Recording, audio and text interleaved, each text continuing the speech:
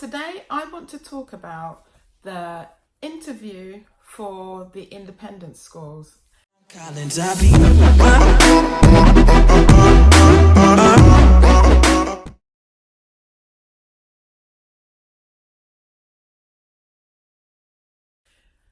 Every child who sits an independent school exam can expect to be called in for an interview if they're successful enough in the exam. And these days, more and more schools are actually incorporating the interview as part of the exam day. So instead of going into the school after completing the exam, children are doing the exam and the interview on the same day. And recently, some schools have even been conducting interviews ahead of the exam. It's an interesting tactic for reasons only they know. I presume it's just to make sure that they can hand out the offers, send out the offers as soon as the papers have been marked.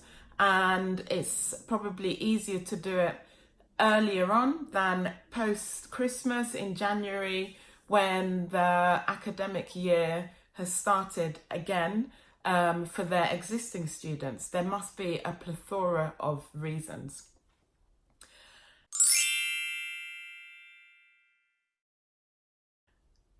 What can you expect in the independent school exam? Well, the first thing I want to say is don't panic. So because of your age, 10, 11 maybe, whoever's interviewing you will be a teacher. It could be the head teacher or the deputy head teacher. There's been an instance where I know that the chaplain conducted an interview for one of my students. The main thing to remember is don't be nervous. They are expecting that, of course, for most young people your age, this is probably the first interview you've ever been to. It might be your second or third if you've had other independent school interviews during the process. So they expect you to feel a bit nervous because you're going into the unknown. The questions that they will ask are not going to trip you up academically. For example, you wouldn't be asked what the temperature on the moon is, or, what place in the solar system is Neptune or something like that. Unless you have listed the solar system and planets and all of that as part of your hobbies, for example. Obviously, don't do that if you don't know anything about what I've just mentioned or anything about it at all. So generally, it will be one person interviewing because it's a busy day. There are many students, potential students to interview, and it's unlikely that the schools will have the manpower to do more than one student to one teacher. So generally, it will be that. On your application form, if there have been listed hobbies and sports and musical instruments, then there's a good chance you may be asked about that. There'll be warm-up questions, asking you, why do you want to come to this school? What do you think about your current school? Those types of questions, just to try and warm you up, get you comfortable, get to know you a bit, get a sense of your personality. And then, there may be one or two other questions about anything. If you were Prime Minister for the day, what would you change in the country? It could be so many different things, What's what's your greatest achievement, for example? There's a whole list. And I've created a list of 50 independent school interview questions, which you'll find very useful in this course. And the purpose of this is to give you enough practice at home. It's also being created using all the interview questions that students have told me that they've been asked. And if you are familiar with Geek School and the Geek School videos, then you would know that I also have a son who at this time of recording is in year 9. So he sat for 7 independent schools, and literally as soon as he'd come into the car, I'd say, right, what did they ask you? What questions were in the exam, and so on. And I do the same to my students. So over the years, I've been able to create a list of current, up-to-date interview style questions, and they're very, very helpful. So one of the things you need to look out for is to smile, look your interviewee in the eyes. So usually you'll be in a like a hallway or a room, or something of that nature within the school when you go for the interview. The person who's interviewing you will usually come and call you and introduce themselves. So, hello there, I'm Mrs. Akufo, and I'll be interviewing you today. Come with me. And then you go in and you'll sit in a room, and then it starts. So, try to smile.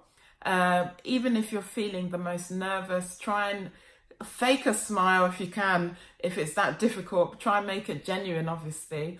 And give a solid handshake. So that's something you can practice at home with your parents. Not too firm, so that the person interviewing you doesn't feel as if, they've felt every single bone and knuckle in their hand. But not floppy either, as if, oh, I don't really want to shake your hand, And try and be as confident as possible. So they want to know your personality.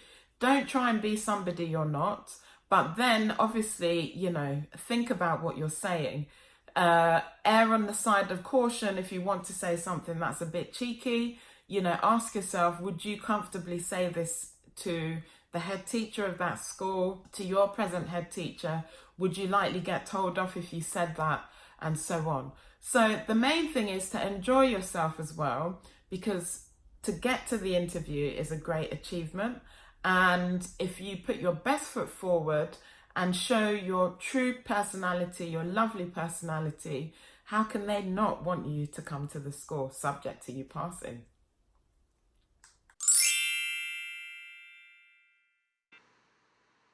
So there are other types of interviews for the independent schools, and so I'll be looking at those forms in this latter part of the video.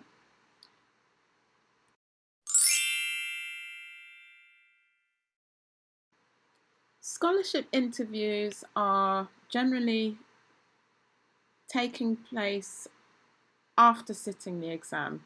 How would a school know that you're viable for a scholarship without you sitting their exam and demonstrating it on the papers that they've set for you? So they are generally done after sitting the exam. I know a school in South London, one of the leading independent schools, that's renowned for calling students even on the day that they've sat the exam. Let's say they go in at 7:45. By sort of 2 o'clock, their parents are getting a phone call to say, we'd like to call your son in for a scholarship interview because they performed really well, and so on. So during the scholarship interviews, it's a good opportunity for the school to figure out whether you have done well on the papers because you've had masses of tuition, or whether you have got that academic mindset. So they often do give, maths problems and puzzles and things like that to try and understand your thinking and to work out how much of an academic scholarship to give, So those are specialist interviews, but they still have the other elements to it, everything that I've spoken of so far. They do need to interview you, find out a bit more about you, but then the academic side of things is obviously important for the scholarship. And children who perform particularly well can expect to be asked all of those questions, plus this extra part to it as well. So the sport and music assessments, these are handled quite separately, and what usually happens with those is that post-exam, where children have performed well, a good indicator is that they're called in for a sports assessment day and music assessment if they have been entered in for a sports scholarship or a music scholarship. There are some schools that, again, do this ahead of time. So some of them will do it before the exam. All of them have their various reasons for doing this, and being independent schools, they're well within their rights to manage the process the way they want. A sports assessment day is basically testing the child's fitness and their sports aptitude, and the music assessment, again, is testing the child's ability to read music, and to play their instrument to a particular standard, and so on. So with these, you can't really prepare for them in the short term in the way that you can interview questions. It's just maybe practicing as normal as your child would for a music lesson.